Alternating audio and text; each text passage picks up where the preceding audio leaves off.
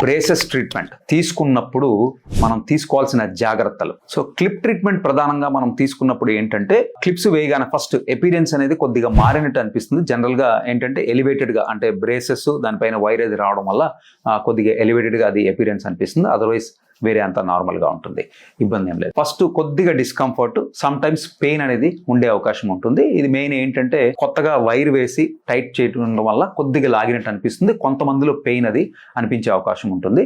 So దీనికి పెద్దగా వరి కావాల్సిన అవసరం ఉండదు. ఒకవేళ ఎక్కువ పెయిన్ అది ఉన్నట్టయితే ఒక పెయిన్ కిల్లర్ అది తీసుకుంటే సరిపోతుంది. నెక్స్ట్ వచ్చేసి మనకి మేజర్ గా బ్రేసెస్ వేసిన తర్వాత ఆహారం అది ఎక్కువగా ఆగే అవకాశం కానీ ఇరుక్కునే అవకాశం కానీ ఉంటుంది. సో మనం ఫుడ్ ని మనం తీసుకునేటప్పుడు ఆహారంలో ఏది సాక్రిఫైస్ చేయాల్సిన అవసరం లేదు. బట్ ఆహారం తీసుకున్నప్పుడు కొరికి తినకుండా కట్ చేసుకొని తినాల్సి ఉంటుంది.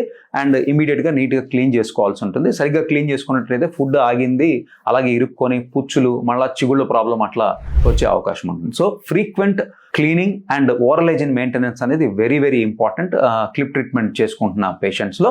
అండ్ నెక్స్ట్ వచ్చేసి ఫాలోఅప్ అపాయింట్మెంట్స్ అనేది very very important. Follow up appointments కనుక కరెక్ట్ గా మనం చూసుకోకపోతే ట్రీట్మెంట్ డిలే అవుతుంది, బ్రేసెస్ ఊడిపోతాయి, కొన్ని సందర్భాల్లో ట్రీట్మెంట్ చాలా ప్రొలాంగ్ అయిపోతుంది. And at the same time ఇందాక చెప్పినట్టుగా ఫుడ్ ఓరల్ హైజీన్ బాగాలేకపోతే మాత్రం గమ్ డిసీజ్ ఇట్లాంటి డెవలప్ అయ్యే అవకాశం ఉంటుంది. ఫాలోఅప్ విజిట్స్ లో లేనప్పుడు అది బాగా ఫ్లేర్ అప్ అయిన తర్వాత చూయించుకునే అవకాశం ఉంటుంది. కాబట్టి కంపల్సరీ ఈ ఫాలోఅప్ అపాయింట్మెంట్స్ అనేది ఇంపార్టెంట్.